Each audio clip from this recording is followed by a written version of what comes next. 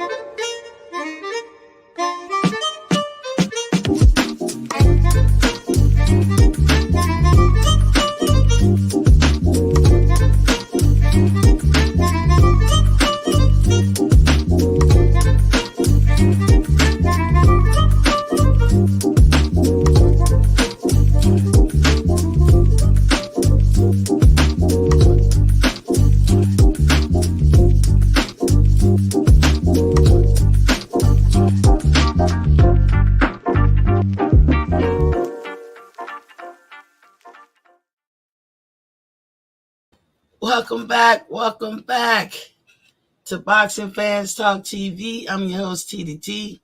You can refer to me as Miss T. We're going to get into this boxing thing. So y'all see the thumbnail, as I said earlier. We're going to talk about the interview that Brian Custer gave. And let me tell you, I like Brian Custer. He is very good at what he does.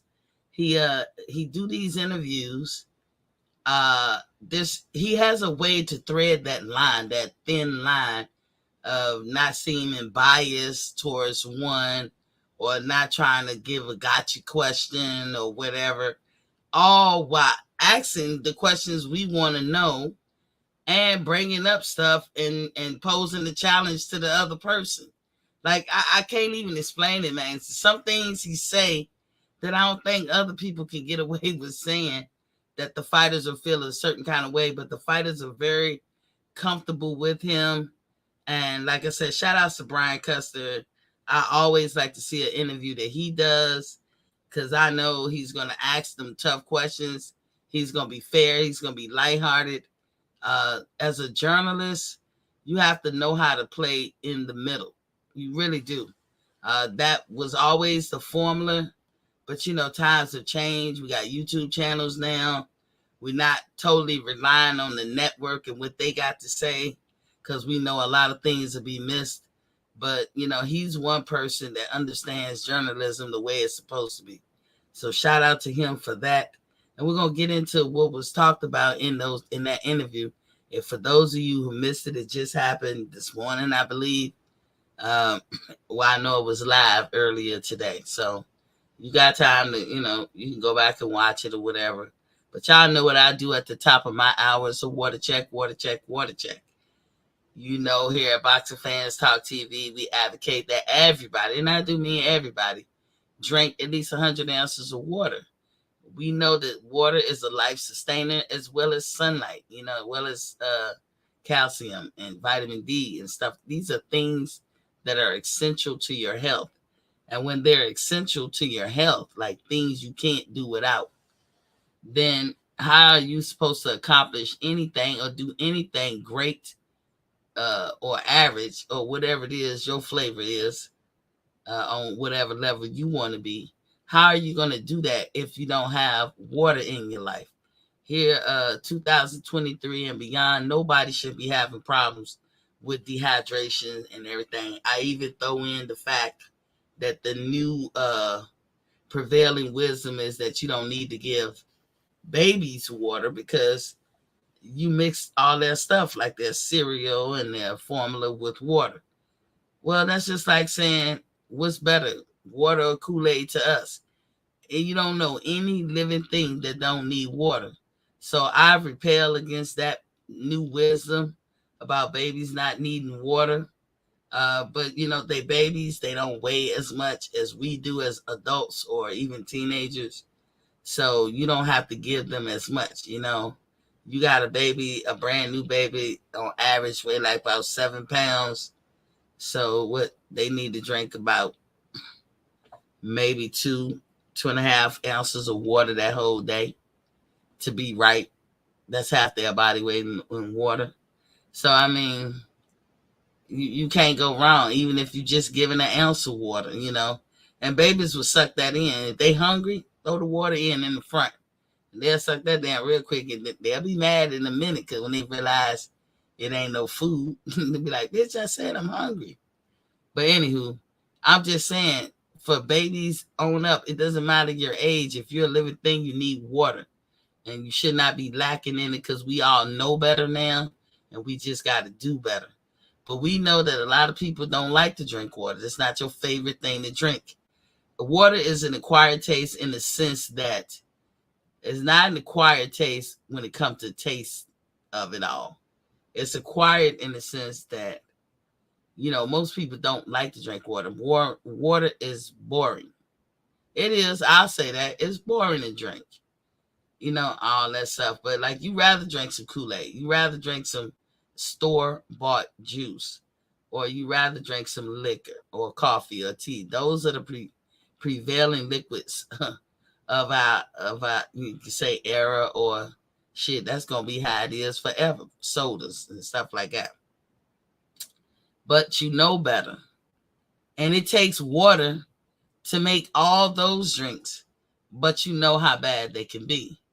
So, to me, water is just real simple. If you drink your water per day that you need, it doesn't matter what you drink afterwards. You're not going to hurt yourself because you're drinking the adequate amount. If you eat the nutritional stuff that you need or give your body the nutritional food where your cells and your organelles and your organs can say, we're satisfied. We're satisfied.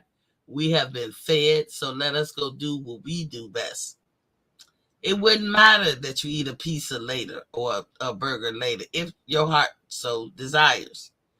But the thing about water, once you start drinking it more and reaching that goal of how much you should drink per day, your body is going to actually prefer it. You don't have to do nothing extra.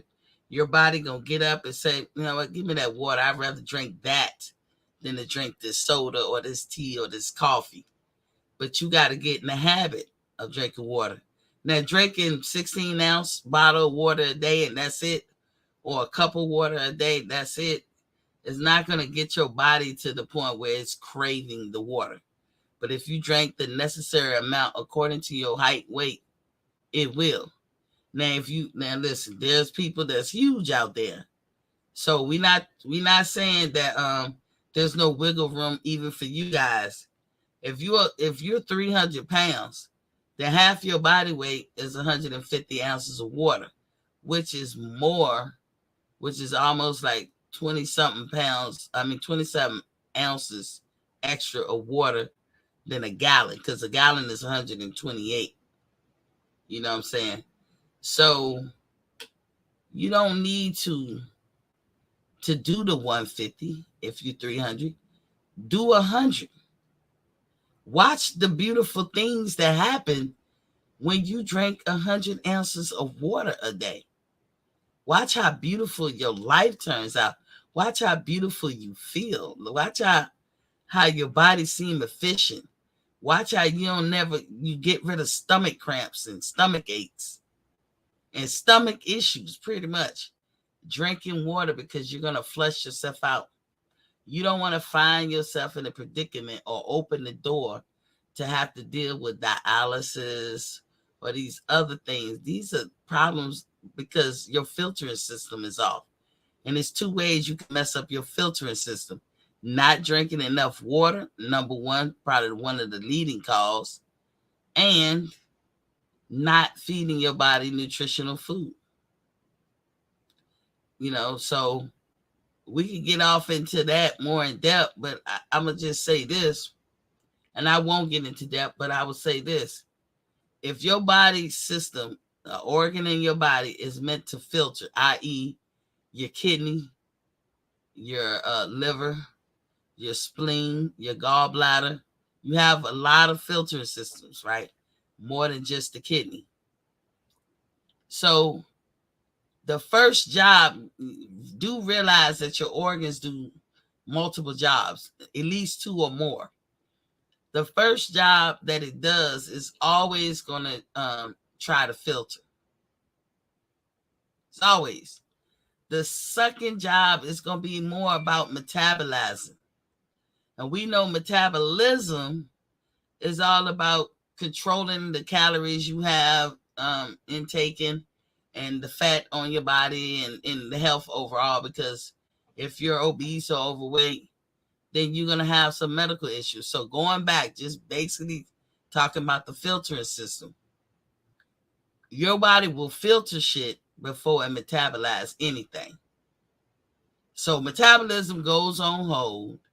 This is how people gain weight, and become obese. Metabolism goes on hold, and your body's sitting there trying to filter this out and filter that out. Well, to filter meat takes days. Days. You want your filtering system to take an hour or two.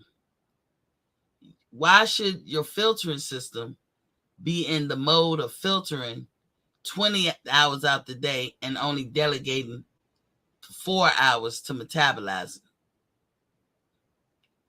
By the time your body about to filter out the first thing you ate so it can get around to metabolizing, now you done ate something else that's just as bad, and this has to filter out that. So you go days without metabolizing. That's the secret, y'all. That is the point blank, hands down secret.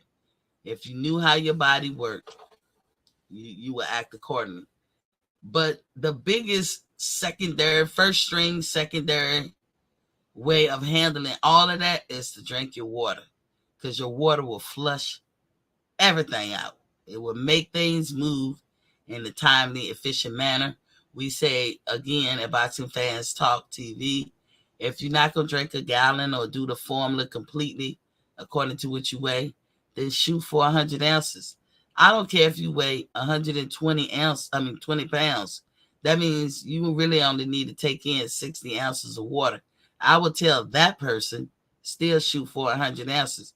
Every adult listening to me, and I include teenagers like 16 and above, if you can drink 100 ounces of water or a gallon of water per day, drink it.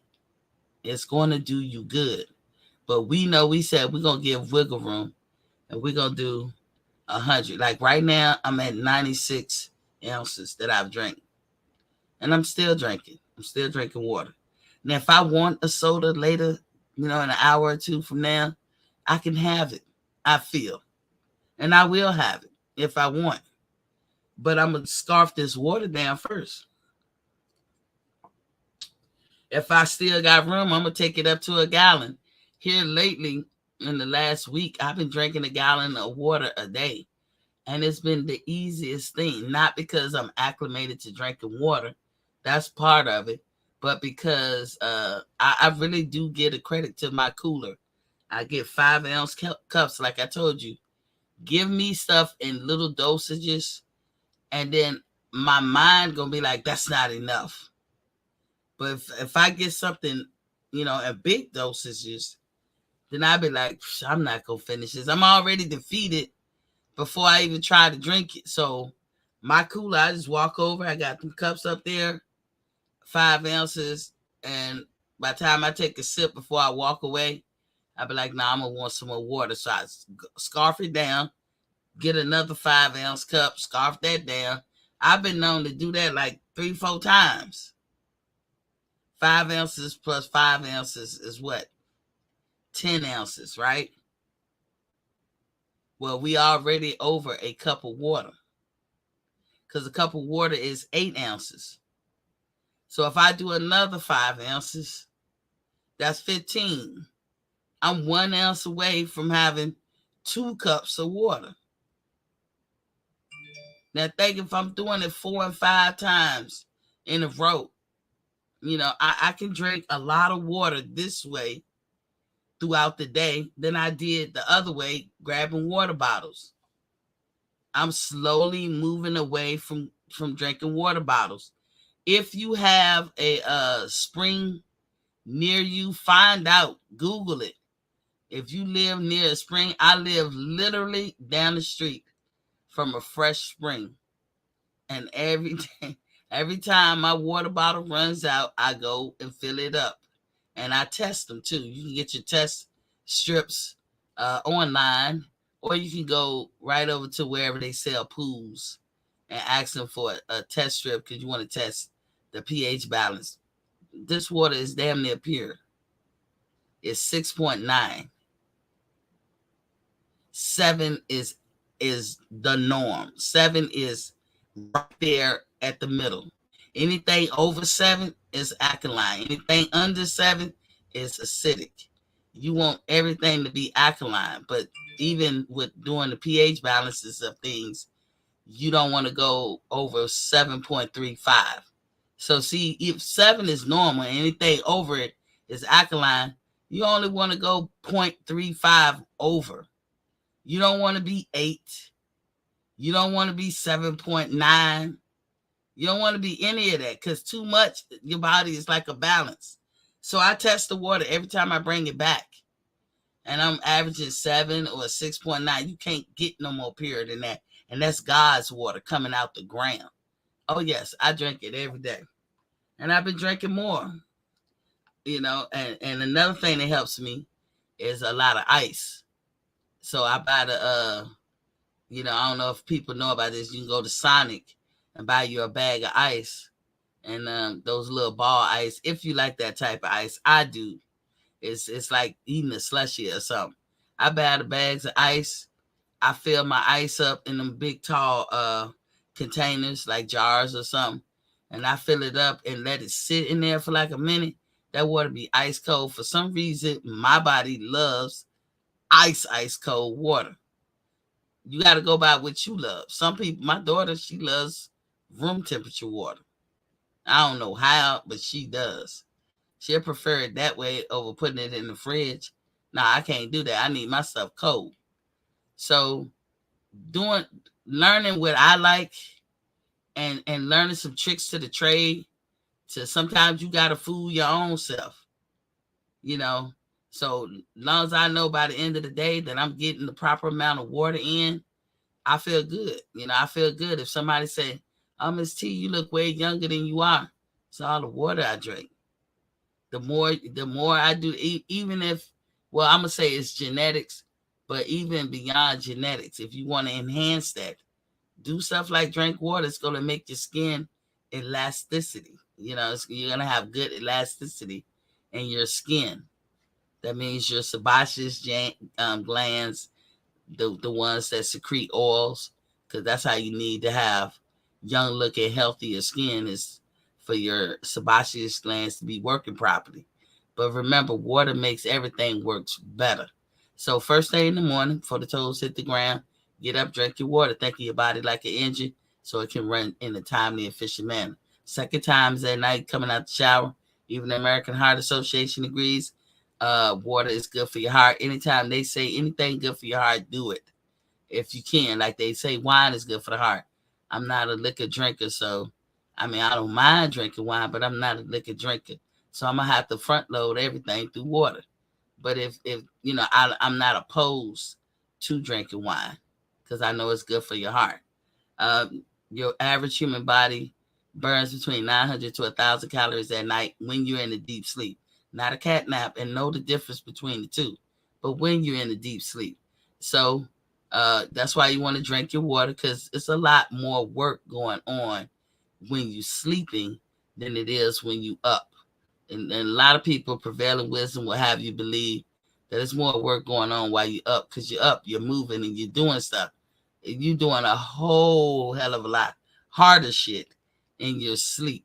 And you don't even be the wiser. So, I mean, that's how perfect God made our bodies or whatever. So, yes, 900 to 1,000, you're not even getting that in a hardcore workout. So, that 900 would be more. So, drink your water and everything. And now that we got that out the way, don't be dehydrated in 2023 and beyond. Now that we got that out the way, let's do a little housekeeping.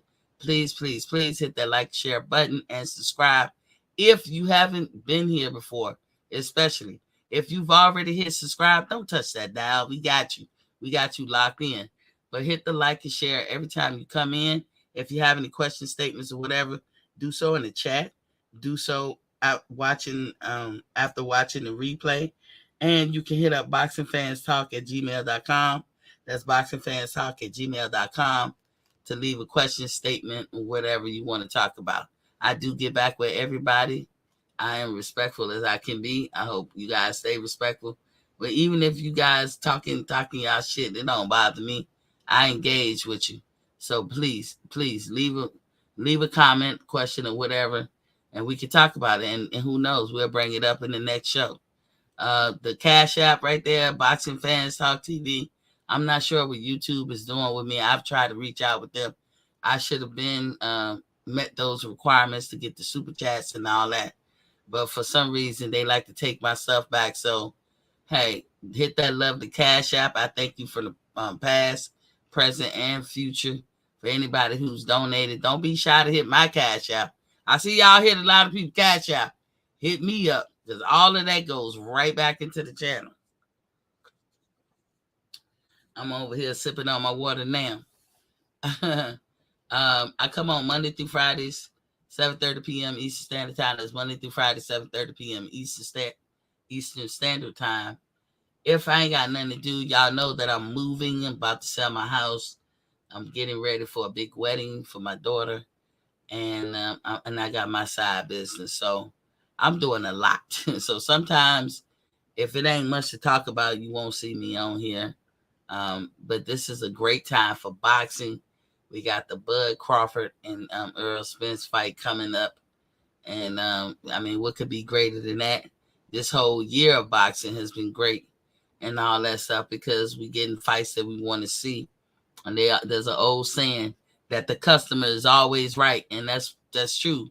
No matter what you're doing, the customer is always right because they're the ones that are going to spend their money. So you got to give them something that they want to spend their money for. I don't know Al Heyman like that. I don't want to spend money with him just for the sake of spending money. Now, the fighters that he have in his stables, some of them I love to see. And I would love to see them in big fights and stuff like that. I want to see that they're going for a championship or a Super Bowl or whatever you want to call boxing. Those belts. Undisputed, unified. These are the things I want to see. I'm the same with this sport, and this is my sport.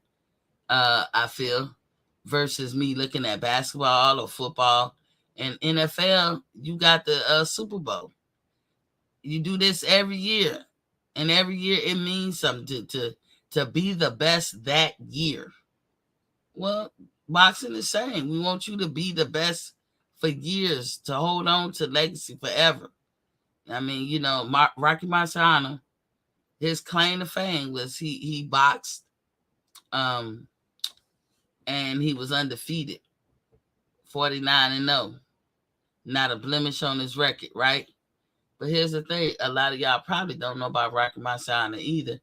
He started late. He didn't start early, so he, in a sense, you can link him up or akin him to people like Deontay Wilder and other fighters. Deontay is not the only fighter that started late. Rocky Marciano started late too. What record I don't think you a break of Rocky Marciano's is that he only fought 8 years. No, he was a professional fighter for 8 years. That's it. And he had a 49-0 record. That ought to tell you something right there. In 8 years, you had 49 fights. Think about it, 8 years. Errol Spence been fighting longer than 8 years, and he don't have 49 fights. Terence Crawford been fighting more than 8 years, and he don't have 49 fights. Floyd Mayweather fought more than 8 years, and it took him that long just to get to 49.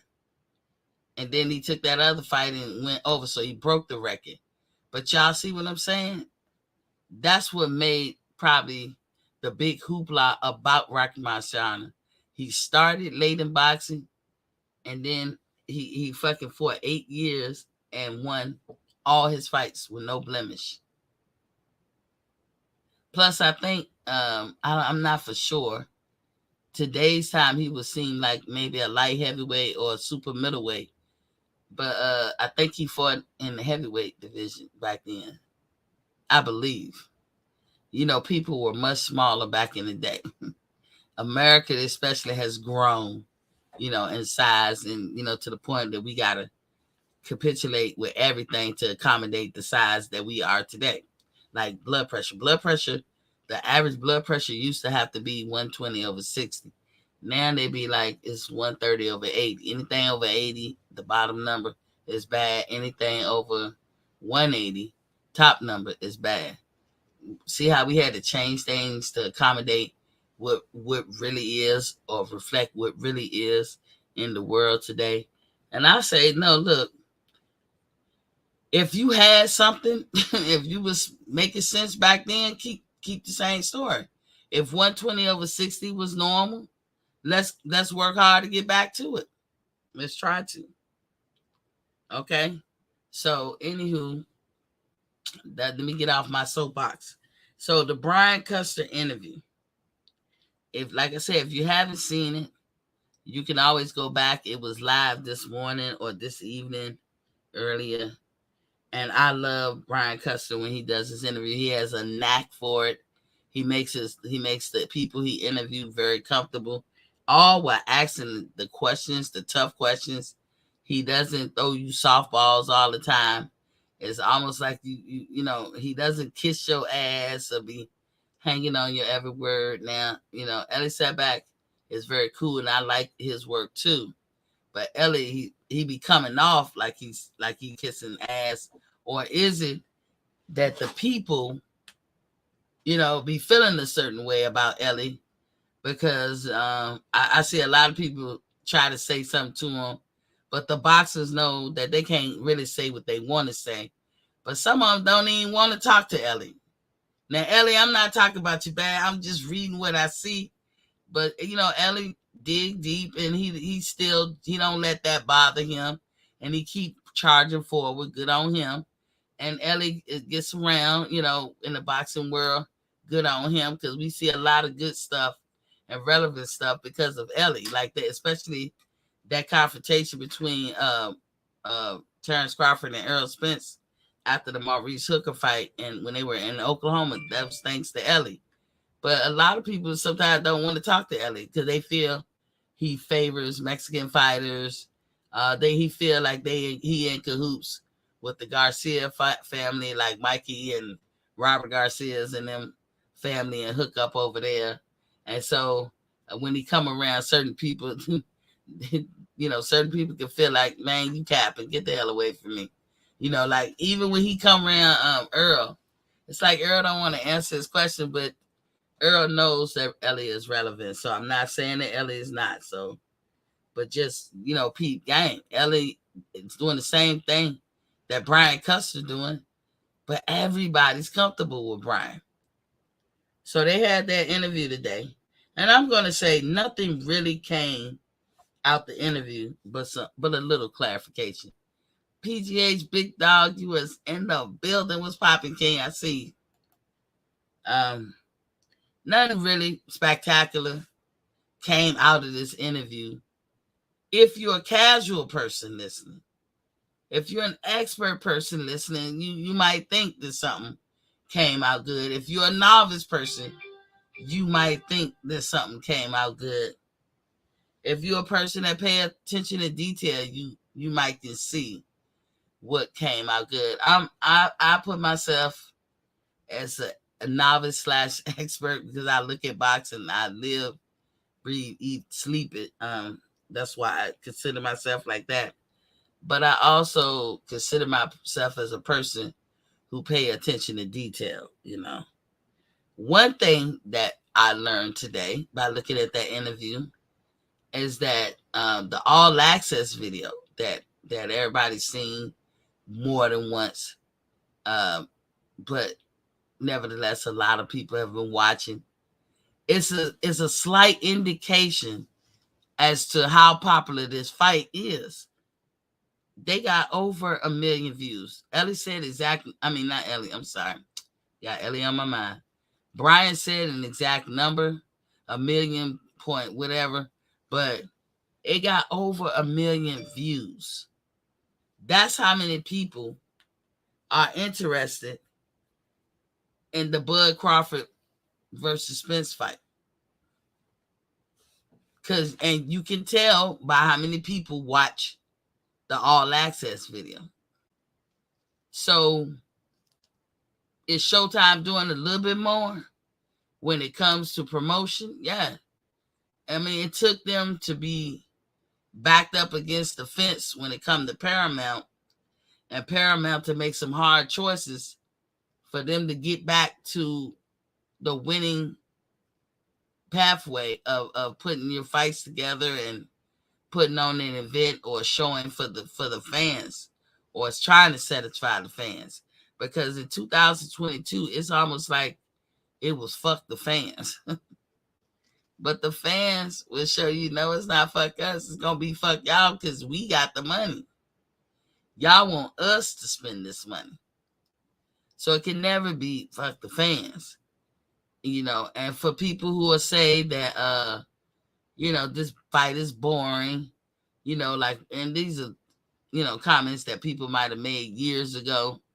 Black fighters are boring. They don't sell. I think everybody in here know who I'm talking about when I say that which is ridiculous, because when it comes to selling anything worldwide, or just even if you just want to deal with countrywide, Black people spend their money more than everybody else.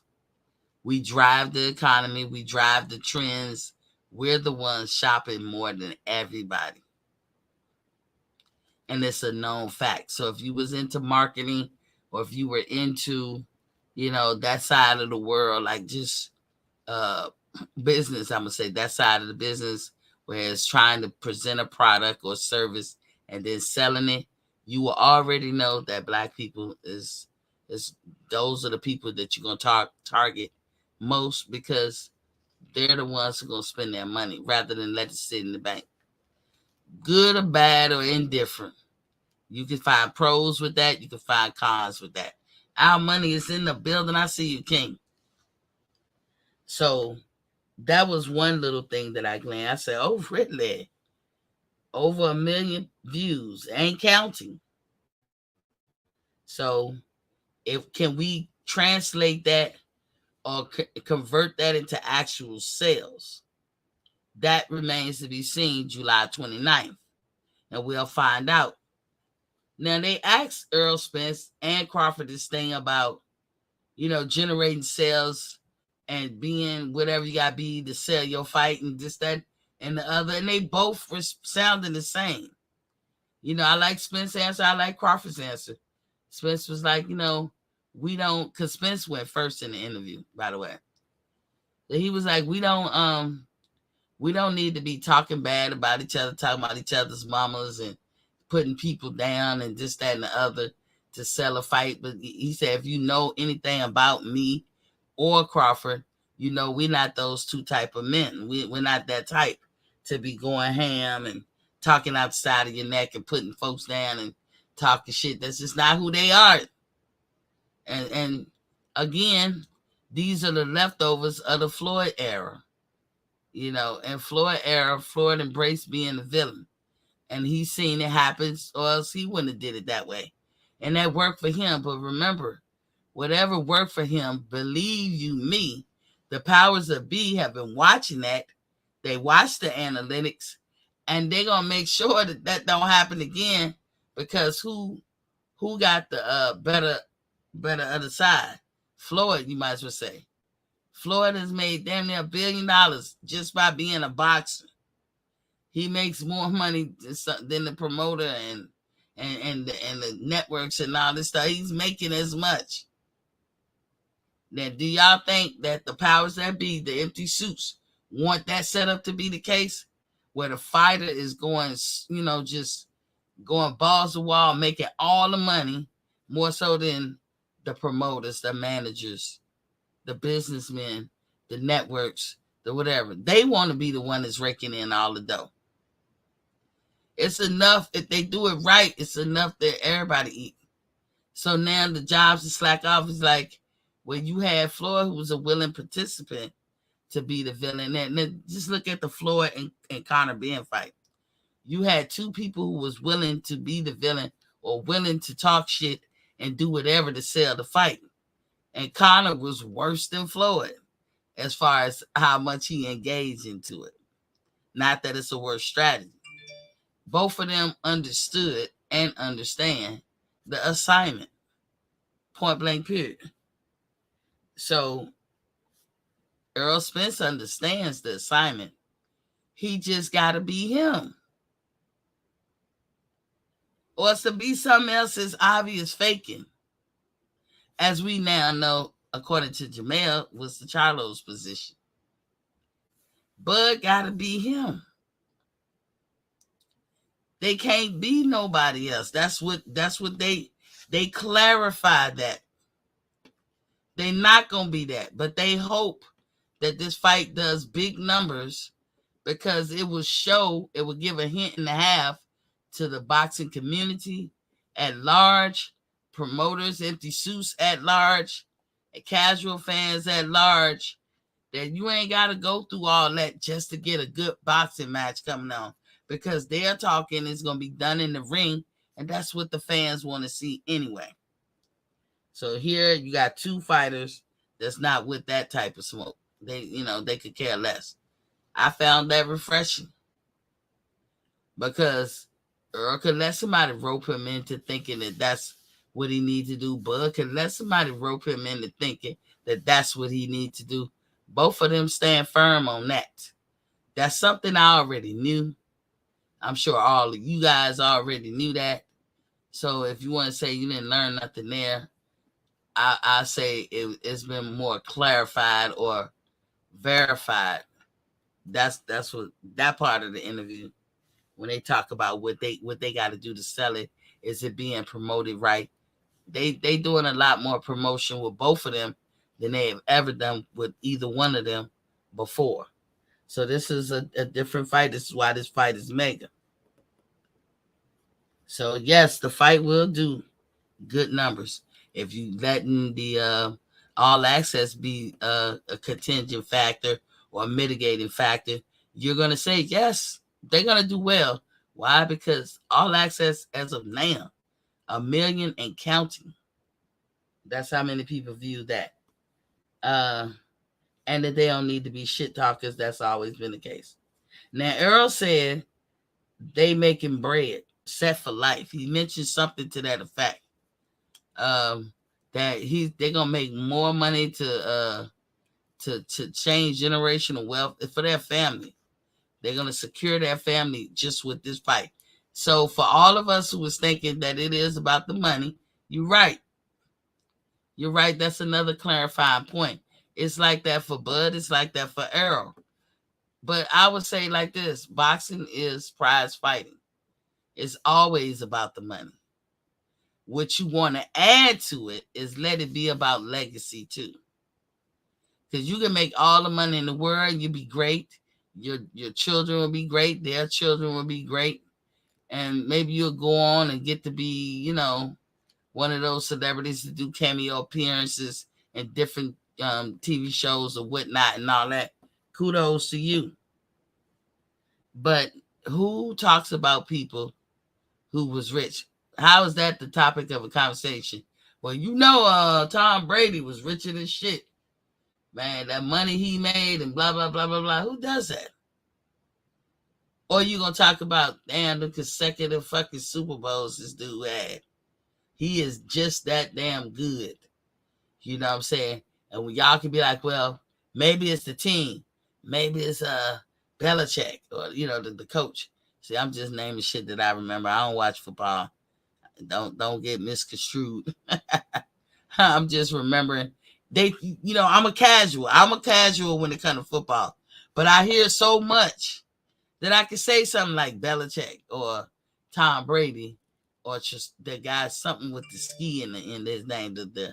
I don't know if you call him a wide receiver. I like him. That dude was catching everything Tom was throwing. When they was with the New England Patriots. But then Tom went down to the Tampa Bay Buccaneers, some team that been in obscurity for a long time. You don't hear about them.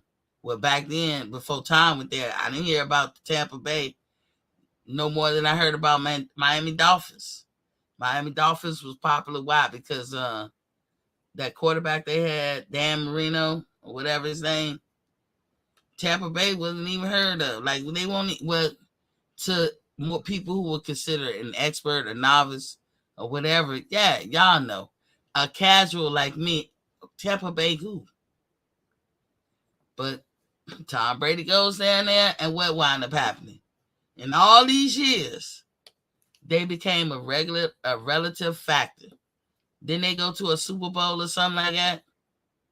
So now you got to look at Tom Brady differently. Why? Not because of the money he makes, but because of the legacy he leaves behind.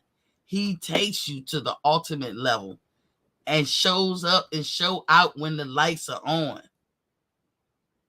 And that's how boxing got to be the same way. Of course, it's prize fighting. We laugh at Canelo when he said payday, payday. But of course, nigga, it's a payday. That's what boxing is about. It's prize fighting.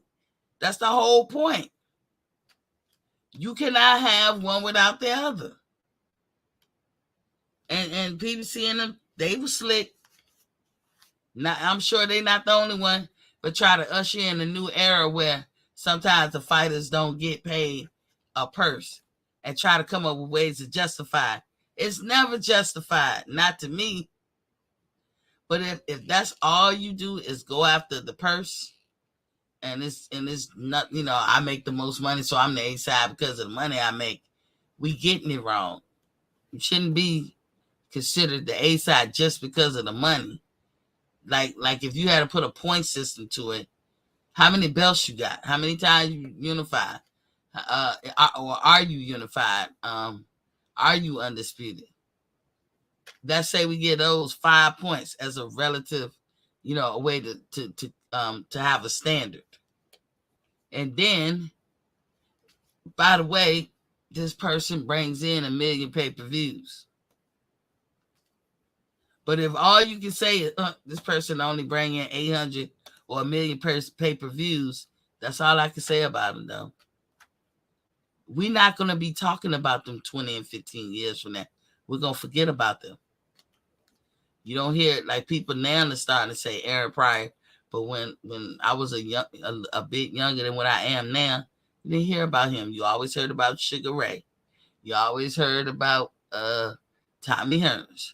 You always heard about Marvin Hagler and Roberto Duran and, these top guys. Nobody cared about how much money they made. So when Errol says we set for life, pretty much, and I'm paraphrasing, that's pretty much what he's saying. We making enough money in this fight to be set for life. ATX Slab, Life's Cletus, a.k.a. Big Texas is in the building. What's popping, King? He said, yo, what's popping? So we were able to glean that from this interview, that they making bread, you know. And that's good enough for me. I ain't gonna treat Earl like other people treat Terrence when they be like, he ain't really make 10 million. Well, damn, if Terrence tell you he making 10, the people who paying him say they paying him 10. I don't see how that was confusing. That had more to do about the hate of Terrence, and they projected how they feel onto Terrence. You know, Earl said point blank, hey, we making bread pretty much. I'm paraphrasing this again. When you look at the interview, you can see exactly what he said. But he basically saying, we're making bread in this fight. Life sustaining, life altering. Then, you know, the rumor mill is saying it's an 8-figure salary. That means it has to be nothing less than 10 million. Now we all say, oh, they making 10 million a fight. Terrence and Earl let us just go off into the sunset with that. But it actually might be a split of 15 to 20. You never know. You know, we just know that it's 8 figures or better. Nutrition. These are things that I gained from this interview. Now, you hear a lot of people talk about ever since the Ugas fight, Earl got with a nutritionist. That may be true. And they be like, Earl, just all the time, he's into that now. I will always say, too, when you talk about being nutritious, you're never too old. It's never too late to try to go down that pathway. But whatever damage you did, you did. You can't bring that back. You can make it better. You can make it, stop it from going forward and getting worse or exacerbating. But you can't bring that back. So when this notion that Errol Spence is always under a nutritional guideline, even between fights, because that's how y'all saying. Now, I don't know if you're playing with words, because when you press somebody or give them a little pushback on that, you'll find that they be like, yeah, but he said since the Ugas fight. That may be true. But between the fights, no. What have we seen between Ugas fight last year, April 16, to now, when it comes to nutrition with Earl? Earl was a lot overweight December 3rd. I showed y'all the pictures of here. He was standing next to some people in football uniforms, and I was informed that it was a college team that had blue and white on, because at first I thought it was the Cowboys, but further looking, I was like, no, it's not the Cowboys. I didn't, again, people, I don't do football, so I don't know it that good. I just saw that picture. We all have seen Earl with a plate of food where he looked like he almost had man boobs. So what was that about? Everybody has breasts. People crack me up. I understand why dudes be like, don't be saying I got boobs. Everybody has breasts and everybody got a chest. I mean, that it is what it is. And you gain weight, those areas right there gets a little big for everybody. I'm going to say most people. So I seen him holding a barbecue plate like he was at a barbecue or something with the ribs and the potato salad and shit on there. And there ain't nothing wrong if you want to be a foodie or a person that eat. Hey, happens to the best of us. I'm going to tell you right now what I could go for. A Subway sandwich with like a tuna fish sandwich or a turkey and cheese. I could, Jersey Mike's turkey and cheese. Oh my God. But you know what? I'm eating a salad. Because I say, if these two guys going to train and go hard in the paint, guess what? I'm going to train with them. Certainly on the low ass level. But I'm going to try to conquer my will and my determination. Can I do it? I'm trying. We're going to see how it is come July 29th. Cut Creator 1 is in the building. What's Papa King? He said Bud gonna beat his ass. I believe that. Jay Cooley is in the house. What's Papa King? 39-1. I don't think so. What's up, Tay Tay? What's going on with you, young king? He said, I saw an Errol Spence fan putting oil on himself up and covering a Ouija board with oil playing to the fruit gods for Errol Spence to win. Oily up. All oiled up for Errol. Okay. He said, pin this, Miss T. I don't know how to pin Tay. Like, I don't get a lot of things I can do because, again, YouTube has been, every time I'm about to meet those requirements, they take them back. I couldn't tell you why. So y'all get them likes and subscribe. So if you already subscribe, don't hit the button again, because all you do, every time you hit that button, you take it back. You give it. It's kind of like hitting like on Facebook and everything. So just, just make sure you hit the like and subscribe, and and tune in and everything, and hopefully everything will be okay. I gotta let YouTube do what it do, but we all passionate about boxing over here. Tay said it's cool. Undone me too. Yeah, okay. So the nutritional thing. Errol Spence may have a nutritionist during his camp, but you guys stop with the cap. He does that all the way through, like just his everyday life. He's not like that, and I'm not saying it's a bad thing. I mean, to each his own, but he's not like that. Just like thinking for Errol Spence, they always boast about the fact that he works out in 100-degree heat and all that, which a lot of people cannot do. It takes a special kind of person to be able to do some shit like that. But it also takes a special kind of person to work out and have your camps in Colorado too, where the air is thinner and higher, higher elevation. So they both doing something that the average person can't do, but it's just working out good for them. But the nutritional thing, as Errol Spence keep doing it, as you see when he goes to fighting, it got more to do with Errol Spence realizing his body don't bounce back like it did when it was 27 than it got to do with, I'm just trying to be nutritionally sound. Because if any of us could eat what the hell we want to eat, damn the nutritional value of it all, but eat what we want to eat and then still be able to cut down weight or do, stay the size we want to stay or work at our best, optimum range or whatever, you don't think we would do it? If my chest didn't tighten up every time I eat greasy foods, you don't think I would eat that shit out, man? I'll be a fried eating, greasy food eating somebody. But hey, I don't like how I feel afterwards. I don't like how it feels for your chest to tighten up or for you to feel sluggish or kind of sick. Like, I feel something when I eat certain foods versus when I eat good foods. I don't feel nothing but regular. Like I'm telling you, I'm eating a salad right now. Matter of fact, hold on, I need a bite.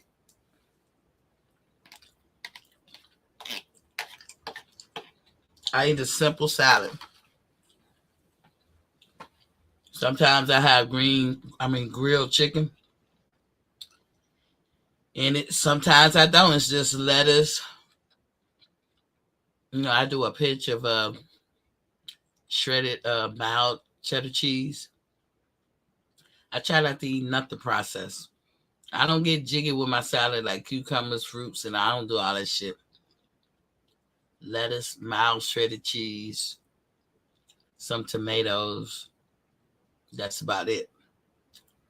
And then if I want to put some meat in it, grilled chicken. And it get me through the day. Honest to God, it get me through the day. Do I want something else? Hell yeah. How many of y'all are challenging yourself in anything that's relevant in your world while we waiting on this fight. We all expect Earl and Terence to give it their all, to go balls to wall in camp and give it their all just to please us. Can we challenge ourselves in this amount of time while their camp is going on to do something that's hard? And I posed that challenge to myself. I said, I'm going to eat nothing but what comes out the ground. I mostly juice, but sometimes I got to choose something, and that's where the salad comes in. I drink nothing but water. If I do drink a soda or anything like that, it's after I've had my water intake. Now, I'm over 96 ounces of water, so I've reached the goal of 100 ounces. So my next goal for today is maybe I can get to a gallon. That would be 128. And I'm telling you, it's making a difference. Flushing me out better. I've been doing it for about 4 days now. 4 or 5 days. I'm taking advantage of the fact that I don't suffer from right now at the moment, knocking on wood, my angioedema. So I ain't been suffering from it for a while now, since February. Because at first, I was like, damn, it's gone. But how do I say that after a week? February 7th. And then a week later, I'm going to say, oh, she cured it. No, I had to wait. I had to go through my hardest season, which is spring, when the pollen comes. So much so that I had to put in my routine per year of finding somewhere to go while the pollen is coming down in the spring. And sometimes that's a month. That could be 3 weeks, a good 3 weeks, but a good month, right? So I said I had to find somewhere to go other than be in my own home, in my own city, because the pollen that come down in Georgia ain't nothing to play with. And it always make me sick. But where was I going to run to? Pollen coming down in the spring for everybody. You know what I'm saying? So I was gone this year for a month, so I don't get the Georgia pollen. When I came back, and I was gone a month, this was the worst pollen season if you want to talk about quantity, because it came down a whole long time. Like, it started actually back in February, and it was coming down a little bit, but sometime in April, that's when the pollen come down so hard, it be thick on your car. It changed the color of your car. Straight up, it changed the color of your car. That's how much pollen, because the pollen come down yellowish green, but your car could be whatever color. You mix those colors up together, you got a whole nother color of a car, and it be thick too. Like, for the whole month of April, I buy those that little, you pay $30 and you get a free car wash every day. I buy that shit. That's when it's relevant. Why? Because I know what the pollen does to me illness-wise, and when it comes down, it some kind of way it still gets in your car. Because I would get in my car and pollen would be all on the top of my dash. And I think I got a car wash around the corner from where I live, but where I was at for a month, it was around the corner too. So I bought the 30-day up there as well. And I would get in my car, hold my breath, just to not breathe in that stuff real good. And I would get through the car wash and wash all that mess off, wipe all that mess down. This was every day in the month of April. Every day I did this, just to minimize the risk of me having an allergic reaction. And I never had it. I went from my normal routine. Now, this been 12 years going on, y'all. So I'm going to tell you how the routine changed. I went from, in these last 3 to 4 years, going to the hospital once or twice a week, getting pumped up with some steroids and some more shit. because of swelling, because of angioedema, because of me having an allergic reaction, to start. I don't know how I find the information that I do, but I thank God that I land on them. So the first thing I did, because I got the appointment finally with the immunologist, they finally took pity on me and said, oh, you got to see an immunologist because at your rate, you gonna fuck around and have anaphylactic shock and that'll kill you in seconds. So anyway, so they get me this appointment with that doctor, and then the doctor sends back some requirements. I want you to fill this paperwork out, answer as much, and also do not take any allergy meds because when you get here, we're gonna do a blood test, yada yada yada. Okay, cool. So now you basically telling me don't get sick. Now how I'm gonna do that? Okay. So I said, damn, how I'm gonna do this? I still don't know what exactly is making me sick. Is it the location? Is it the grass? Is it the trees? Is it the food I'm eating? What is it? So since I don't have the answer to that, I said, let me change some stuff. Let me address everything where I can. One, I will not be cutting grass. So I stopped totally doing that. I hired somebody. Matter of fact, he cut the grass today. Shout out to my lawn care person. Then I said, okay, let me not have access to things that I know can have adverse effects on people, like the water that comes out your tap. Yeah, it's treated, but the stuff they use to treat it can be highly allergic to people, and the stuff they use to treat it is technically poisonous. So of course it's gonna be allergic to people. So I put filters on my shower, my tub. To sound crazy, I got a nice cup that I keep mine. I got a cat daddy. I think it's called a cat daddy, but you hang it up in the shower and you can stack things on it or whatever. So I got a cup in there, real nice and neatly stacked in there, with my toothpaste and toothbrush. So when I get in the shower, I brush my teeth there. I don't no longer do it in the sink because I can't find good filters for the sink. But I did that, and guess what?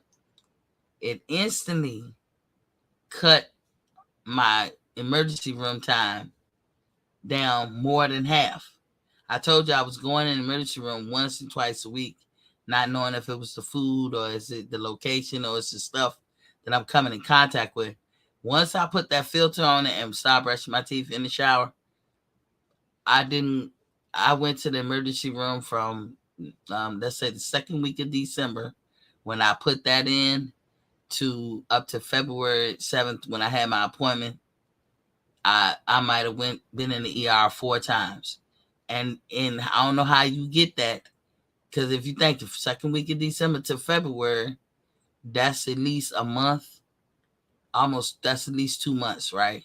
So if that's at least 2 months and I normally be in the hospital twice a week, this would be less, right? 4 complete times that I made it to the emergency room. And it really wasn't that big of a deal, because I was able to not have to take the allergy medicine those times, because it was, I don't know, it just didn't get totally out of control. But I only went to the emergency room 4 times. So twice a week, twice, let me see, 2, 4, 6, 8. That's 16 times at a minimum that I should have been in the emergency room at my normal rate. And I only went 4 times. 4 is better than 16. Just by putting filters and shit on my shower. Something you guys can do. I've showed y'all the pictures of it. This, that, and the other. Then I get with the doc, and the doc, put me on a simple regimen, which I'm just baffled, because they could have did this shit a long time ago. And I'm telling y'all, since February 7th, I have not had that problem. So, you got to plan for certain things, and when you know better, you got to do better. I know we was talking about like the allergies and all this stuff, and how you got a plan to go here and there. That works for you. It works for you. It works for nobody else, but maybe it works for you. We was talking about boxing as well. We was talking about the fact that Errol Spence is now in Vegas, by the way, and he's gonna remain there until his fight. We was talking about nutrition and what a person gives you and how it affects you. If Errol Spence does not eat this way, even between camps, just doing it for the camp, yeah, you're gonna get some benefits, but you know what the damage is? Going up and down, up and down, up and down, up and down in between. That causes damage. Just like I said, not drinking water, being dehydrated, you think it's an easy fix. Oh, let me just drink some water and I'm good. I'm perked up. I'm back. I'm resilient. Yeah, it looks like that, but there was damage done. You don't have that bird's eye view inside your body to see really what damage got done. So it matters your location, and it matters to you individually. It matters what you're eating. It matters to you individually. Even smelling things can set you off. And when you get in your 30s, your whole dynamic of your body changes. So sometimes people can become allergic to things that they never were, or not be allergic to things that they used to. You just don't know. There's no mechanism I could think of that would alert you to any of this shit. But it's best to stick to the norm or what they say works.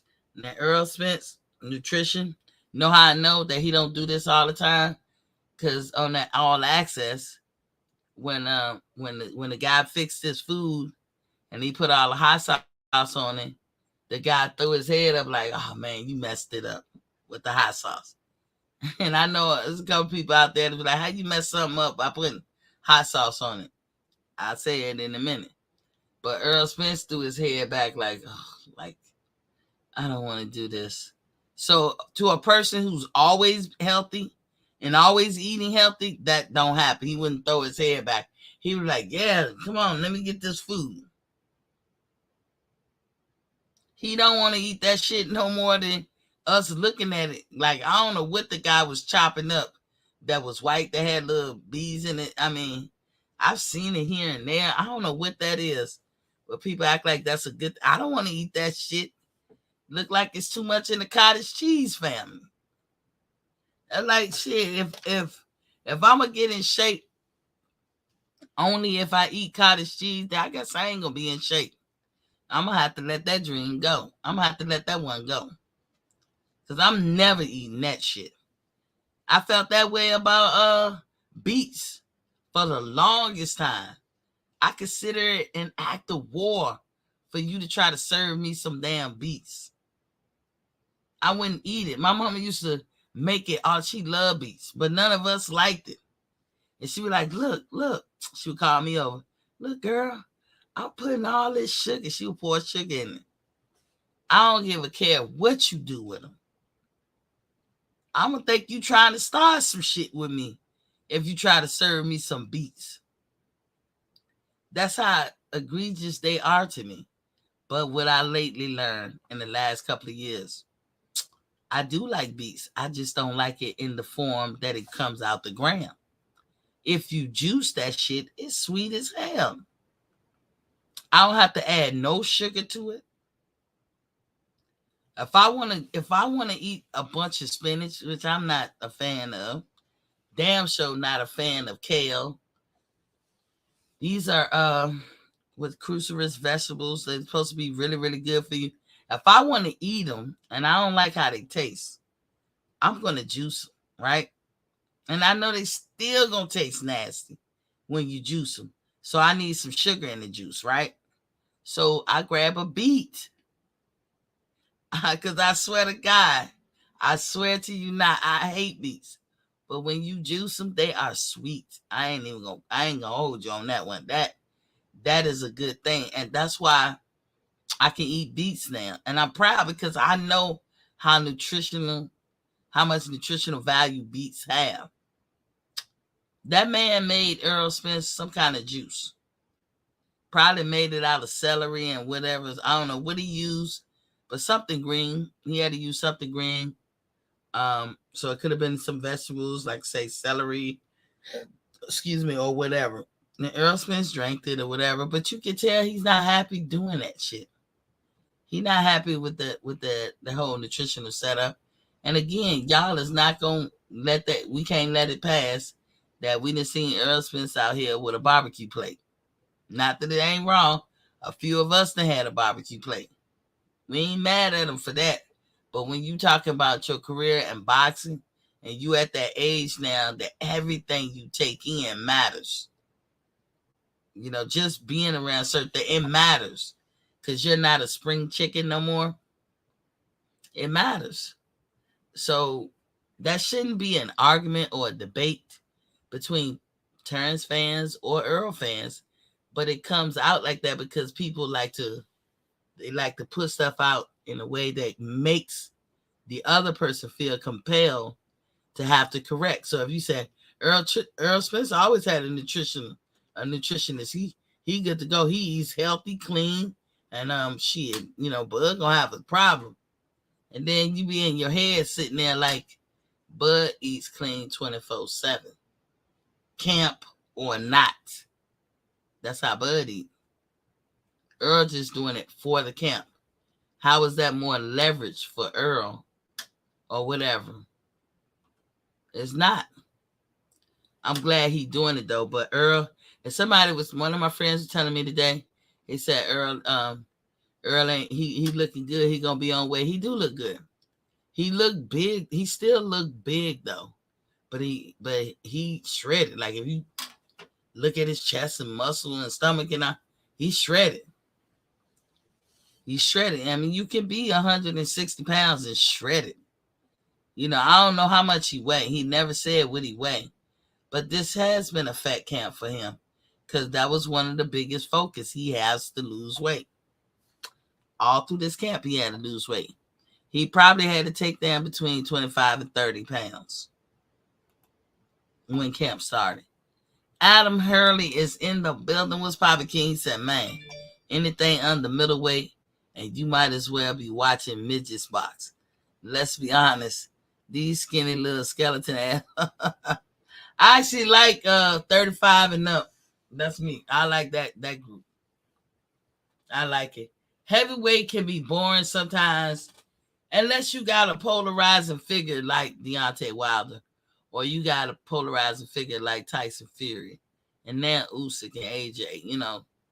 Unless you got those type of figures, heavyweight could have been boring here lately because they don't move as much. They don't do nothing spectacular. You just know when they get hit, you as the audience member be feeling every punch because they big as hell, right? But Errol Spence nutrition, I think that Errol will make weight. He can make that claim to fame because he has always made weight. The only blip in that will be when people have said, and I'm not saying it's true or not. I'm just saying this was the rumor mill that it wasn't so much that he had a torn retina. It was more so he couldn't make the weight at that particular time. Could have been true. You have your days when you on. You have your days when you not. Sometimes you have a camp when you on, and sometimes you have a camp when you not. Sometimes you might have an off year. You don't feel like it. Like I can tell you, like when I be talking about my illnesses, I don't want to exercise. I don't want to do nothing physical. And me naturally healthy and everything, I'm a gym rat. I love strength training. I love anything challenging. I'm a physical type of gal. So when I can't do it, it does bother me because that's me naturally. So and being ill sometimes you can't do much of anything. So now what you do? You doing total opposite of what you should be doing. Laying around, putting on weight or whatever, ain't exerting yourself in no kind of way. But when you healthy, what do? You stay in the gym. And that's the difference between Terence Crawford and Errol Spence. Now, if that's going to be a factor, I don't know. They both still kind of young in their prime. Some people come out of their prime at the ages that Terence and Errol are. Like, I'm going to point to Paulie Malignaggi. We seen him get old in the ring. And Paulie was like 32 years old. You can see it. You can see sometimes they get old in the ring. Sometimes it's during sparring. Sometimes it's when they're just working out. There's going to come a time when you get in your 30s, you're going to just see like a switch. You ain't the same. You would have grown old. Some things you used to do, you be like, that's when I could do them things. Back when I was young, I ain't even got the confidence to do that shit now. That's the era or the area that Errol Spence and Terence Crawford find themselves in. Can they prevail past that? We shall see. We shall see. I like the fact that both of them are fighting. Like there's no big disparity between ages. Like, one ain't 23 and the other one 36. I like that wide girth. I don't like the wide girth of age when your favorite fighter is fighting. For all the marbles. I like the fact that Errol Spence is 33 and Terence is 35. I like it because to me, age don't matter. It cancels out. Adam said Tyson Fury ducks more than a black man getting arrested. Damn. Okay. I guess. Yeah, he ducks a lot. Why you say a black man getting arrested? Okay. But Tyson does duck a lot. He play games. You know what I'm saying?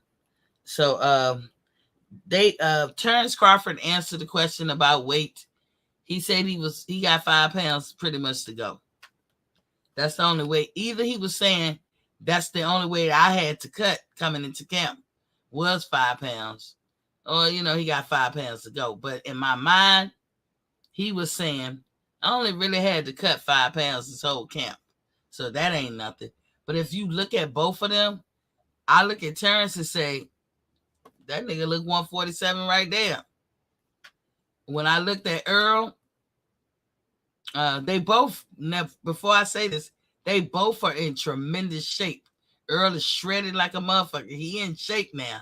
Don't get it twisted.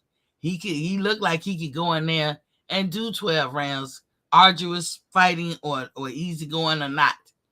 But Errol does not look 147, and that's all I'm saying. He doesn't look 147. I didn't say he not in shape or he don't look good, but he don't look like he's 147. So Errol got to work on that. And they both agreed that this is a legacy fight. For all y'all that want Terence to have to say it matters more, he gave the comparison of what he had before in his past and what he got now. Every one of us can make our own objective decision as to what means more in Terrence's mind and heart, as he said it. Ricky Burns win, that would always mean everything to him. It's the first time he got a title. Beating Ndongo, while everybody tried to put Ndongo down, Ndongo did the impossible. First of all, he's African. So, I'm just spitting what I see in this world. Since when do they give favor to Africans? So he had to go from his hometown, his other people's countries, and fight their champions. He won a title in Russia. He won a title with Ricky Burns. He had to go and do that. And by the way, Ricky Burns after Terence went on to become a champion again. But most fighters after Terence don't really be the same. So he had to go into somebody else's country, take their belts. And if you look at Ndongo, had he been in front of maybe some other fighters, I think he could have watched him. The dude is long. He's skinny. He's tall. He's long. You know what I'm saying? His reach.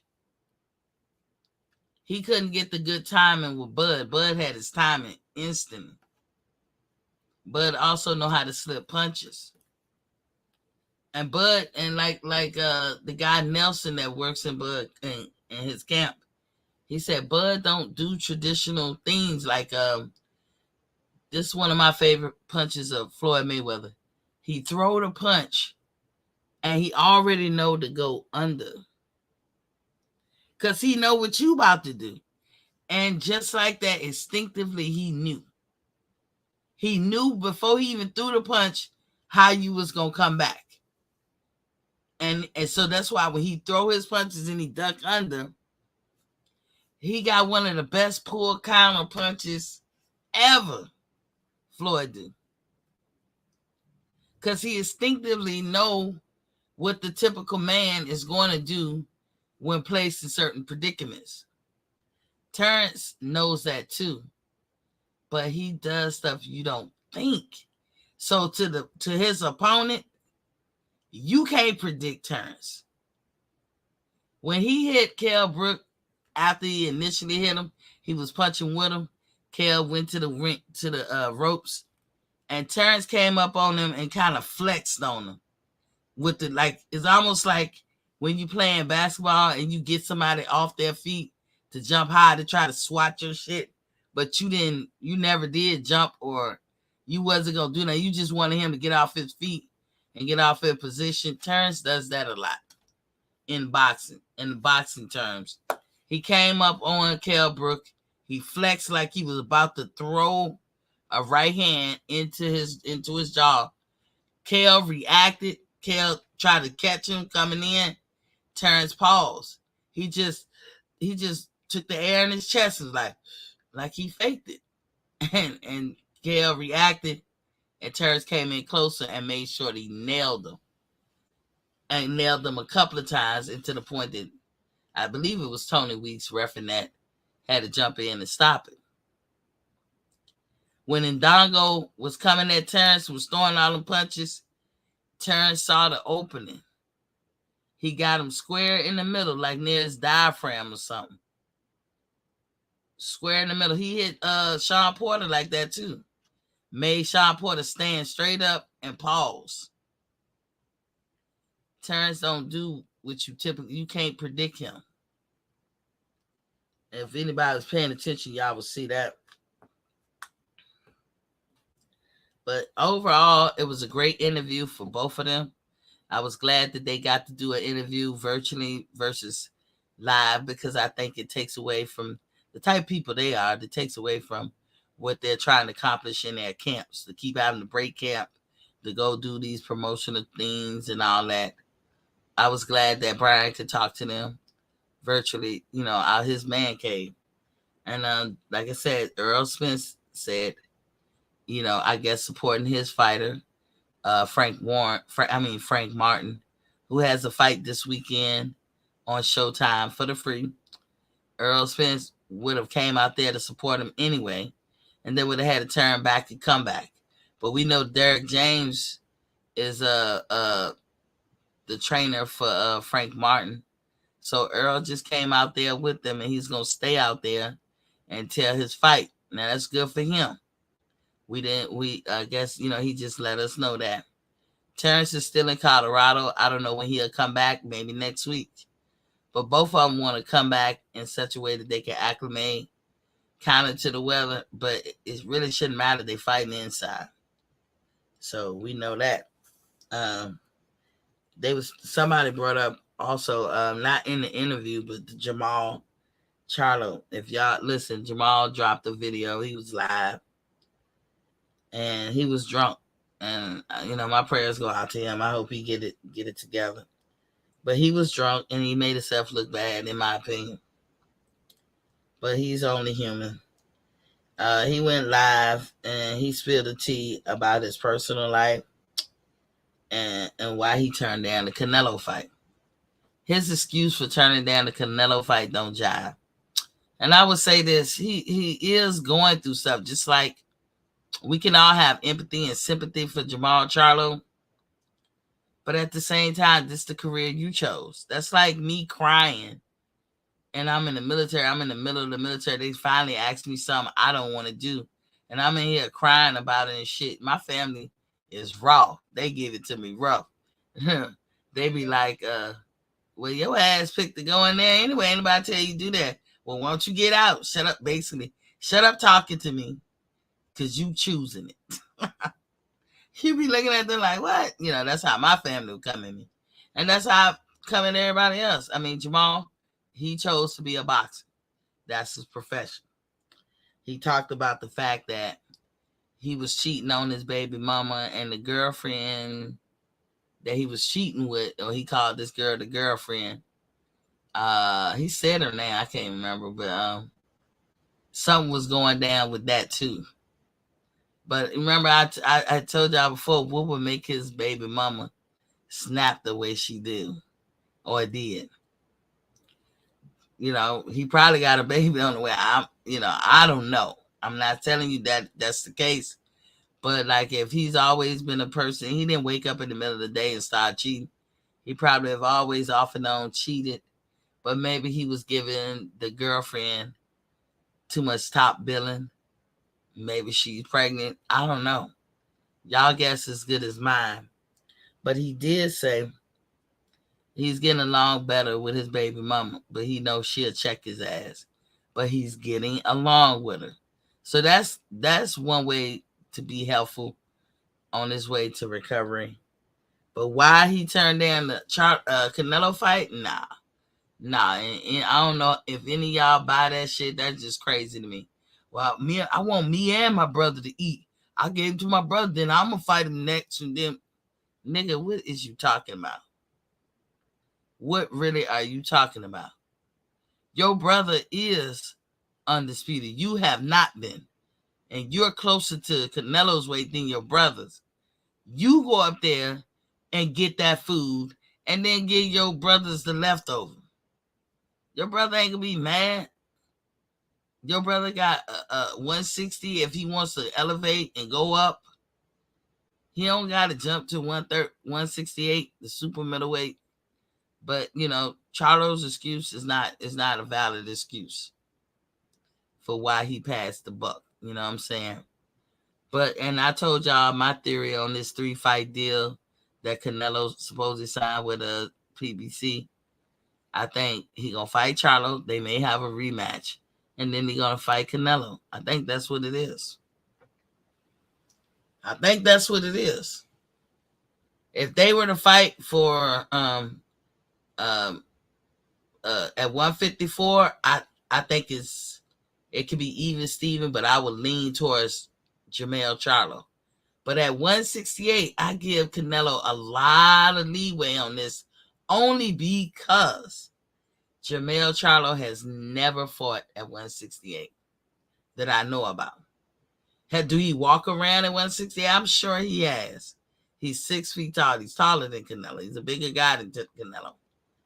But fighting at 168, something you never done, and Canelo pretty seemed like he pretty good with that weight. As I say, Canelo has no leg or footwork, so he can never be all that as a boxer to me. Plus, he cheated. He can never be all that as a boxer to me. And he's flat-footed, so he can never be all that as a boxer to me. But from the waist up, that motherfucker a beast. He's learned from the people who beat him. He's taking a little bit out the page of these guys that he either had a tough, arduous fight with. I know he sees the benefit of 1-2ing and moving around, i.e. Laura. and Mayweather with the defense and feinting and shit. Not the fact that Mayweather do the 1-2 as well, and he moves around as well, but it's the feinting that Canelo couldn't figure out with Mayweather, and the damn how he did the pot shots, how his defense, Mayweather's defense. So Canelo took a little bit of that too. Can't perfect it, but like I said, Charlo rematch Spence. I think that's PBC's idea of the 3-fight deal. You got Frank Martin in Vegas with his weekend fight. Errol's the promoter, so Errol gonna be there. As I already said, Errol's gonna stay there until his fight, because like Frank Martin this weekend, and I believe the weekend after that maybe is Errol. I don't know how many weeks we got, like 3. So in other news too, T.O. got 24 hours to make the fight with Devin Haney, according to the WBO. And that's because T.O. was running off at the mouth. Now, I want to be clear with this, because a lot of people going to talk about this. T.O. said, yeah, I'm retiring. Yeah, I'm dropping the belt. I don't want it no more. He hurt, y'all. He hurt. I'm not making excuses, but we got to know the difference between hurt talk and real talk. T.O. is hurt, so he talk like that, right? T.O. don't want to get that shit up. That was a big to do. Two people that he got on his resume make him be have a better resume than Devin Haney. Make him have a better resume than Tank Davis. Straight up. Yeah, he lost to Cambosos, but he got a better resume. Lomachenko and now Josh Taylor. Those were not easy wins. You can't look at Devin and say, I guarantee if he fight Josh Taylor, and I guarantee if he fight Lomo, he can win, because some people don't think that Devin won the Lomo fight. Modern King is in the building. What's popping? I'm sorry, y'all. I'm just running off at the mouth. I ain't even dropped the link and shit. I meant to. Y'all gotta tell me. Miss E dropped the link. And let me go ahead and do this. Let me throw my commercial up here.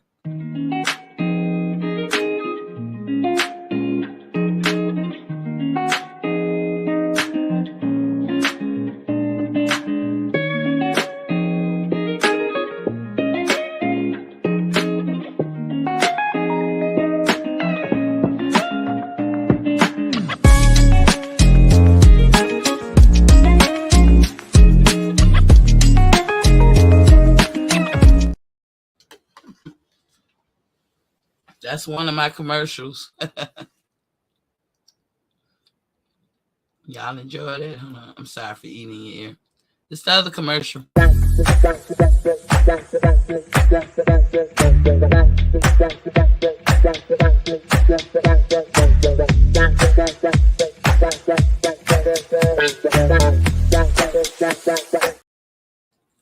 I don't know what happened to it. It got paused. Hold on, let me try it again.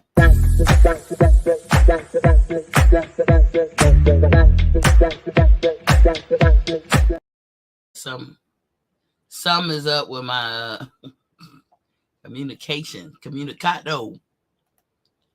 I'll play it again. So I said, Martin King said, what's great, I might come join, just rolling around, share it on all social media, women talk boxing too. Yeah, that's cool. That's cool. But the WBO has ordered T.O. 24 hours to do it, to fight Haney, or they're gonna strip him. Now that's what the word on the street is. I don't know how true it is. T.O. say a lot of shit. Boxers say a lot of shit. But you'll have people come up to you and say, T.O. dropped that belt. And he didn't. He has not. Right now, right? It's 9:04 Eastern Standard Time. T.O. hasn't dropped his belt as of right now. But he playing that I'm going to retire. You ain't Tyson Fury, T.O. You ain't, but y'all got to put some respect on T.O.'s name. I don't know. I can't look at that fight between him and Devin Haney and say he's going to win. If he fights Devin Haney, that means Devin got to move out the weight class. Y'all know that's what Devin wanted to do anyway. But Bill Haney is the one to put his foot in their mouth and say for the whole entire year of 2023, Devin Haney will be the undisputed champion of the lightweight division. That ain't what Miss T said. That ain't what none of you guys said. That's what Bill Haney said. So you got to hold him to that. January 1st is the earliest acceptable date for Devin Haney to move up out of there. Because if he drop his belts and leave, then he can open the door to be considered a duck. Now you got Shakur Stevens that said sign the contract when there was no contract. They have to ask both Devin and Shakur, but mainly Shakur, why Bob make that fight between the two. It ain't gonna just fall in his lap. Now you have to ask Shakur, like, all this time, why is it taking you all this time to activate your mandatory? And you haven't done that. So sign the contract. That wasn't true, in my opinion. And you haven't activated the mandatory. So that, to me, in a sense, Shakur was capping a little bit. And y'all know I'm very critical of Devin. Do I think Devin can beat Shakur? Hell to the no. I do not think that. But I don't think it's Devin's fault for the 25% split neither, the 75-25. My understanding that splits come about by using a formula. Devin has nothing to do with what your three highest paydays were, Shakur, in the past. So that's what they do. They take the three highest average, divide, do some more math, and they come up with the 75-25 split. You cannot blame that on Devin Haney. To do so, you're capping. And again, y'all know I'm on Devin's ass. So I'm not going to lie for him. Just like I wouldn't lie for Terence. You could be my favorite fighter or not my favorite fighter. I'm not going to lie on you either way because it's not necessary. You know what I'm saying? So TL got that 24-hour warning. I think the WBO is calling his bluff. I think they basically saying we're not holding up no belts for nobody these days. Like the WBC is technically holding up the belt for Jamal Charles because he's not ready to fight nobody. Not just Canelo, not anybody. And it's not fair that the whole weight division got to go on hold because he having whatever issues he having in his personal life. When we sympathize and empathize with him on his personal life, I'm not diminishing that or making light of it at all. But that has nothing to do with boxing. You chose this career, and you cannot be having shit that's going on in your life that has nothing to do with the whole of boxing, but be affecting the whole of boxing. That's not fair. So what it means if Haney goes up, he done. Like I said, some people can say, Shakur can turn around and say, you ducked me. Nigga, you know I wanted to fight you. But Shakur, there's people calling you out now. I know Shakur was looking for some fights, but there's some people that have been calling you out like De Los Santos, and I haven't heard anything. But Devin, if you leave before the 1st of January 2024, then you open the door to be called a duck. It is what it is. Or Devin could get the winner of Barbosa versus Ramirez. Either one of those can be a good fight. But like I said, we got to hold Bill to his word. That's the only thing.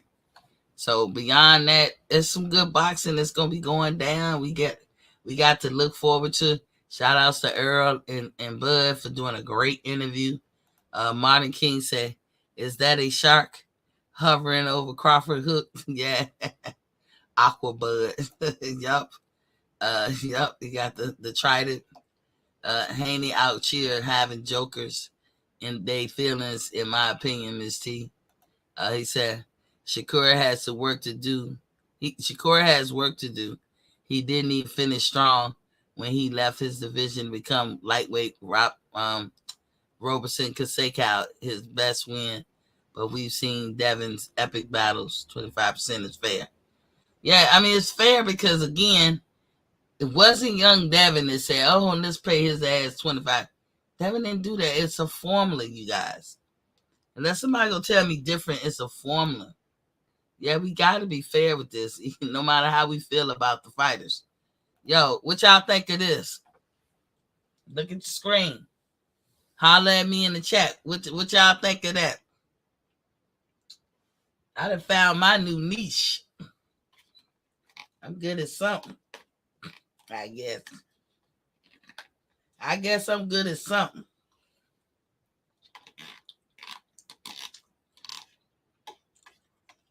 Man, this sounded good as hell.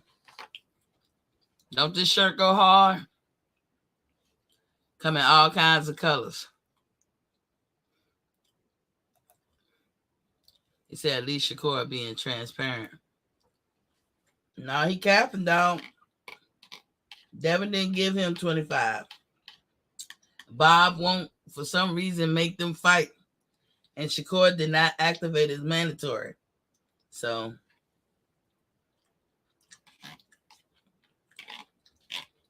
all of that matters. And y'all know I'm hard on Devin.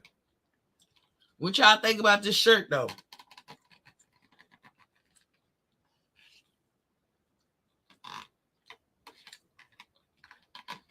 I'm sorry if I'm making noise. I'm eating.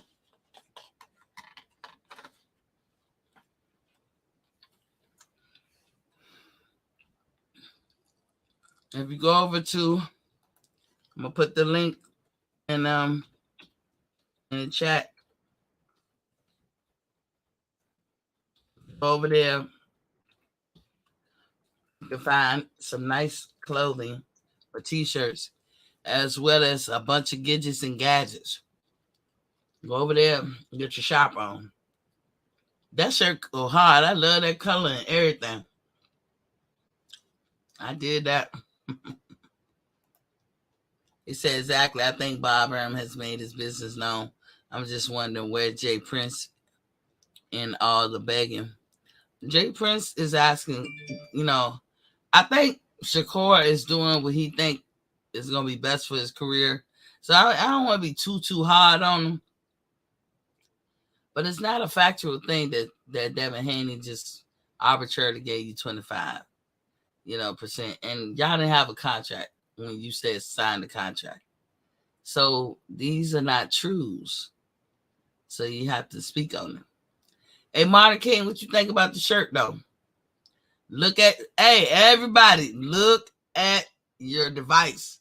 Look at your phone, look at your tablet, look at your computer, whatever you own to be through here. Look at it. Tell me what you think of the shirt. Man, I'm looking at it on the big screen. That shit hard. I love it. I love it.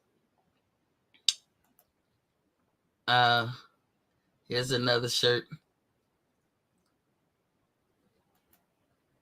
Here's another shirt. I like this one too. I like this one. And for those of y'all been waiting, drum roll, please. Bam! That's Errol's shirt right there. That shit tight. I put that damn shit together, man. It's undisputed season. That's Errol. And then look on the back. It says undisputed season. And on the sleeves, it just says undisputed. Now, why did I come up with that? I try to ask the audience, y'all give me a catchphrase. Give me something that I could say. I'm not going to say man down. That's his shit.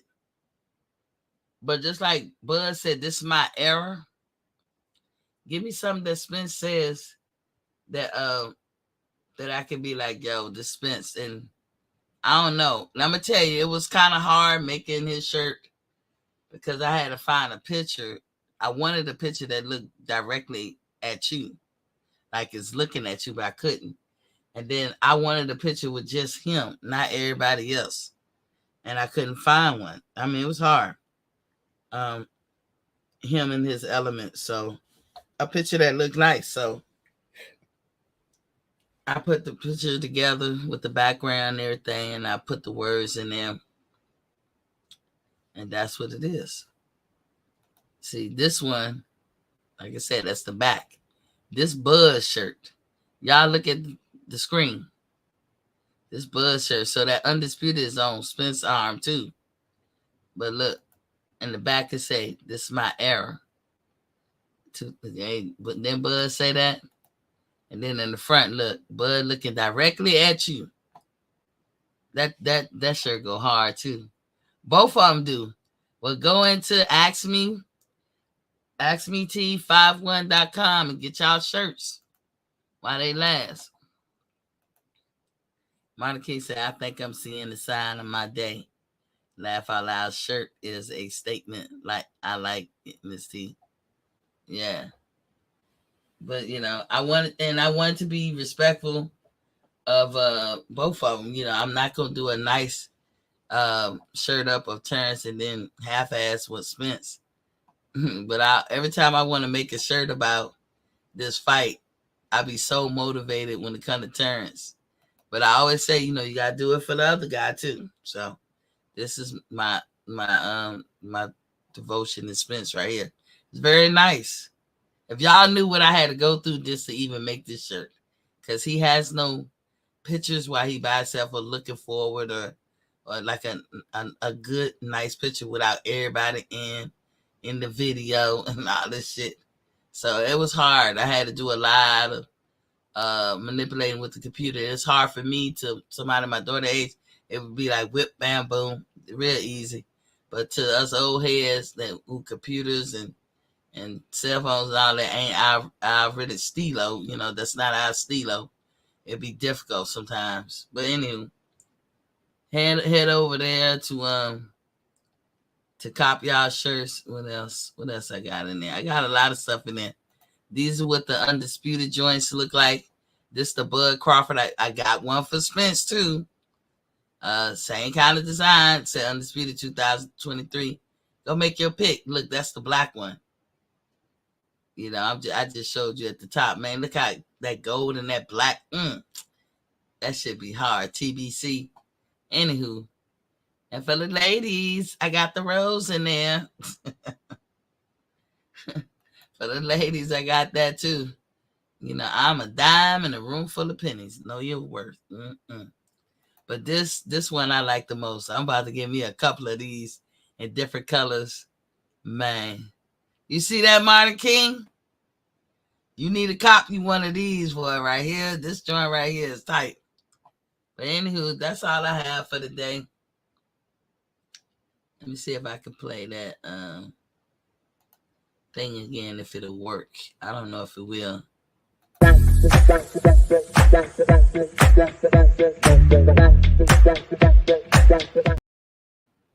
Yeah, I don't know what's going on with that recording, but it's not working. But that's all I have. Good interview with Brian Custer. Shout out to Brian. I love his interviews. I love when he talks to fighters. He's so genuine and so disarming, but he will ask the pertinent question. And he knows how to thread that needle ever so gently, where you can ask him tough questions, but not coming off you like you one side or the other. And I use the example of Ellie Setback. Shout out to him.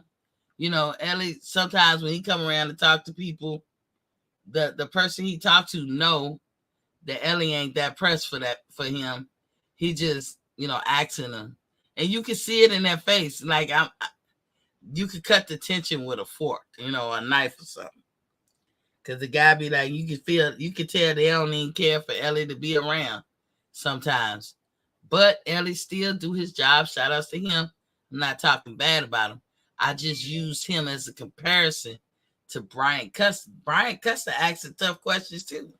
Brian Custer listening to those YouTube channels and stuff, and he be asking them type questions. And he be posing challenges to people who are about to have a fight together. And nobody ever, he does it so well. It's almost like it's a gift. So shout out to Brian Custer for knowing how to thread that needle. That don't come easy. You're a good journalist, for real. You say yes, indeed. Yeah, man, that color go hard, man. I got the black, the blue, the whatever. I got a lot of colors, y'all. So go out and get y'all t-shirts. Y'all, I call it Gadgets and Gadgets. So I have a lot of Gadgets and Gadgets. Got the keychain, device charger. I got the spy camera, the little miniature one. Y'all can put in your car when the cop pull you over. He'll never know you recording. And it goes straight to your phone. He can't get it and delete it because I think it goes in the cloud. I got a miniature printer. I'm about to put the miniature washer and dryer, like that you can. It's about the size of a clarinet case or something. It's not that huge, and and you ain't got to worry about running up your electricity or burning through your water and shit. I like it. What else I got? I got this food chopper. Love that. To all the people who cook, you'll love that. Just other thing I can't think off the top of my head. I got a lot of stuff in there, and it's like several pages once you get into the shop. So be sure that when you get to the bottom, you hit page number 2 and 3 so you don't miss nothing. Got Christmas decorations in there for all my people who like to put up their Christmas stuff. I'm about to put some Halloween stuff up in there pretty soon. Probably towards the end of this month or next month, I'll put the Halloween stuff up in there. But definitely go get you a good t-shirt. These are soft, comfy, quality t-shirts. And everything I put in there is unisex. So I don't want nobody to get there and be like, oh, that's a man or whatever. Man, that shirt is tight. I love it. I love it. That color, man. Oof. But yeah, everything is unisex. Please don't forget to hit the like, share, subscribe button if you never hit it before. But if you already remember, you locked in. But that's all I got. And in my Pamela James voice, peace.